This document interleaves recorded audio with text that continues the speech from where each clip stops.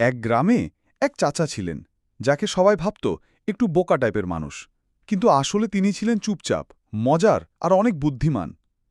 একদিন চাচা হাঁটতে হাঁটতে বাজারে গেলেন। হঠাৎ এক শহুরের লোক এসে বলল, চাচা, আপনি কি সত্যি বোকার মতো কথা বলেন নাকি অভিনয় করেন? চাচা একটু হেসে বলল, আমি তো এমনই, আল্লাহ যা বানাইছে। লোকটি হেসে বলল, ঠিক আছে, আমি যদি আপনাকে একটা প্রশ্ন করি, আপনি যদি উত্তর দিতে পারেন তাহলে আমি আপনাকে ১০০ টাকা দেব, আর আপনি না পারলে আমাকে ১০ টাকা দেবেন। চাচা মাথা চুলকে বললেন, ঠিক আছে বাবা, খেলি। লোকটি বলল, বলুন তো, আকাশে এমন কি জিনিস আছে যার ৩টা পা আছে, উড়তে পারে না, আর রাতে গান গায়? চাচা ভেবে ভেবে মাথা চুলকাতে লাগলেন। এরপর পকেট থেকে ১০ টাকা বের করে দিয়ে বললেন, বাবা, আমি পারলাম না, নেন ১০ টাকা।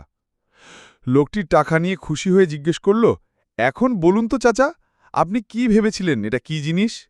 চাচা পকেট থেকে আরেকটা ১০ টাকা বের করে দিয়ে হেসে বললেন, এইটা আপনার জন্য, কারণ আপনি নিজেও জানেন না উত্তরটা কি।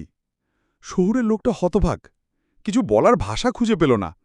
চারপাশে যারা দাঁড়িয়েছিল তারা হেসে উঠল। একজন বলল, এই চাচারে বোকা ভাবছিলেন? চাচা তো আসলে পুরো গ্রামের প্রফেসর।